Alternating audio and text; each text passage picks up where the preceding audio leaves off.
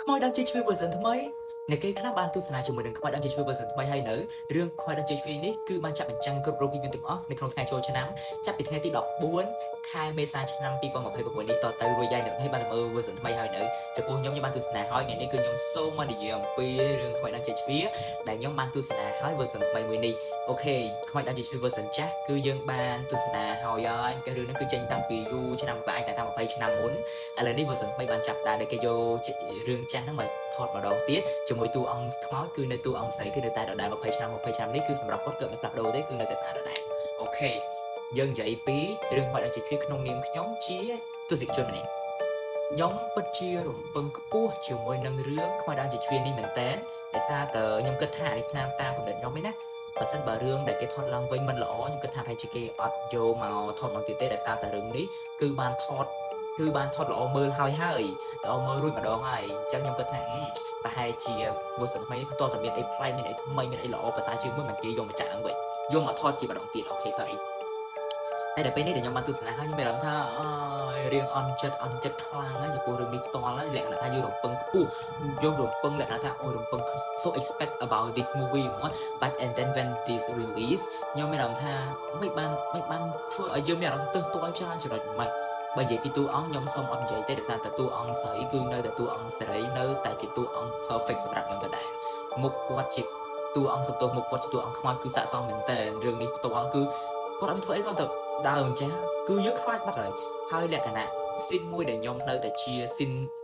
លក្ខណៈ scene special ជាមួយរឿងនេះផ្ទាល់គឺ scene លក្ខណៈថាដល់ពេលដែលគាត់ស្លាប់ពេលដល់ពេលដែលមានអាចារ្យមានអីបងប្អូនអ្នកភូមិជុំវិញហ្នឹងគឺដល់ពេលដែលលើកងើបគាត់មកនិយាយប៉ក់កន្លែងហ្នឹងគឺកន្លែងហ្នឹងគឺនៅតែជា signature របស់រឿងខ្មោចដើមជ័យជ្វាដែរ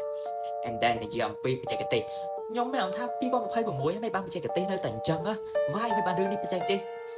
បើថាអូខេប្រហែល20ឆ្នាំមុនរឿងហ្នឹងទេ color អីមានបញ្ហាដោយសារតែកាមេរ៉ាពីមុនអូខេបច្ចេកទេសពី20ឆ្នាំមុនប៉ុន្តែឥឡូវ2026អ្នកទាំងអស់គ្នាមិនបាន color អត់ស្មើដៃអញ្ចឹងកន្លែងខ្លះ color ភ្លឺខ្លាំងកន្លែងខ្លះ color ផ្ទៀបខ្លាំងហើយបើនិយាយអំពី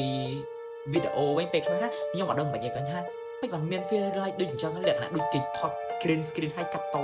background យកមកដាក់ចាំមិនចឹងមិនបានមានអារម្មណ៍អញ្ចឹងមិនបានធ្វើឲ្យមានអារម្មណ៍អញ្ចឹង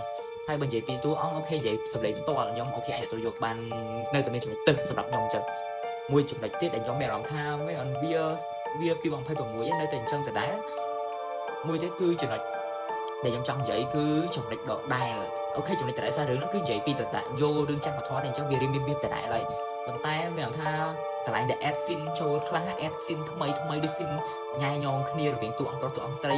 មិនពេលខ្លះខ្ញុំមានអារម្មណ៍ថាសោចចាំមើលរឿងនេះមើលខ្ញុំមានទៅមានអារម្មណ៍ថាសោចចឹងខ្ញុំមិនមែនមើលរឿងខ្មោចចឹងខ្ញុំមានអារម្មណ៍ថាមើលរឿងសោចពេលដំបូងហើយមានអារម្មណ៍ថាខ្ញុំធុញដំបូងខ្ញុំមើលទៅមានអារម្មណ៍ថាខ្ញុំរៀងតប៉ែតិច